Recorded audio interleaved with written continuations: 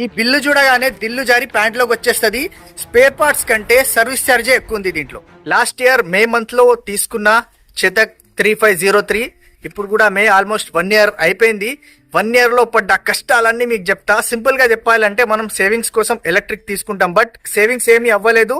Petrol కంటే compare చేస్తే ఇంకా ఎక్కువ ఖర్చులే అయినాయి. ఫస్ట్ థింగ్ ఫస్ట్, రేంజ్ గురించి మాట్లాడితే 120-130కి మధ్యలో దొరుకుతుంది, బాగానే ఉంది. బట్ 2 సార్లు ఘోరంగా హ్యాండ్ ఇచ్చింది. ఒక్కసారి నేను వర్క్కి వెళ్ళడానికి రెడీ అయినా, ఫుల్ ఛార్జ్ ఉండే, బయటికి తీసినాక అది డ్రైవ్ మోడ్లోకి రావట్లేదు, పార్క్ మోడ్లోనే ఉండిపోయింది. దాని తర్వాత నేను షోరూమ్ వాళ్ళకి కాల్ చేస్తే వాళ్ళు ఇక్కడికిక్కడ లోకల్లోకి రావడానికి దాదాపు 2.5 గంటలు పట్టింది.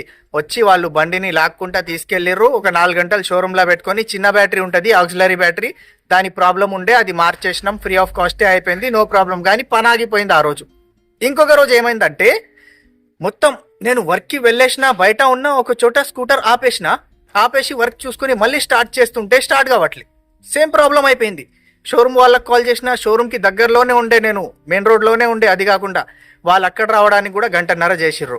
ఓకే, అక్కడి నుంచి బండి తీసుకెళ్ళి పెద్ద బ్యాటరీ ప్రాబ్లం ఉంది వాయ్ అన్నారు. అబ్బా ఏంది అని చెప్పేస్తే దాదాపు 10 రోజులు పడుతుంది, పైనుంచి రావాలి, అది ఇది అన్నారు.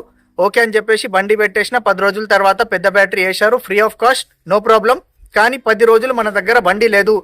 బండికి మైనర్ యాక్సిడెంట్ అయిందని చెప్పేసి నేను వీడియోస్ కూడా పెట్టేశాను. స్పేర్ పార్ట్స్ కి, ప్లాస్టిక్ ముక్కలకి 4000 రూపీస్ అయింది. సర్లే అని చెప్పేసి భరించేశాం. దాని తర్వాత లేబర్ ఛార్జెస్ 30-100 రూపీస్ అయింది దానికి. 30-100లో పెట్రోల్ బండికి ఇంజన్ ఇప్పేసి బోర్ చేసి పెట్టేస్తాడు మళ్ళా, అంత అయినాయి.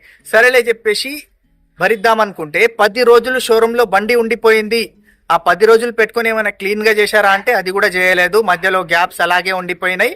నాకు లక్కీగా ఇన్సూరెన్స్ ఉండడం వల్ల 50-60% క్లెయిమ్ అయింది. జనరల్ సర్వీస్ గురించి మాట్లాడితే 5000 కిలోమీటర్స్ కి ఒకసారి చేపియాలి, 800 రూపీస్ అవుతుంది. ఏముండదు, యూఎస్బి కేబుల్ కనెక్ట్ చేసి అప్డేట్ అని చెప్పేస్తారు, వాషింగ్ చేసి ఇచ్చేస్తారు, 800 రూపీస్ దానికి పోతాయి. ఓవరాల్ గా మాట్లాడుకుంటే 1 year లో ఎలక్ట్రిక్ తీసుకుని నేనేమైనా సేవ్ చేశానా అంటే ఏమీ లేదు, డొల్లే. దీని బదులు పెట్రోల్ బండి వాడుకుంటే ఒక గట్టి నమ్మకమైనా ఉండేది. ఎప్పుడంటే ఎక్కడంటే అక్కడ పోవచ్చు.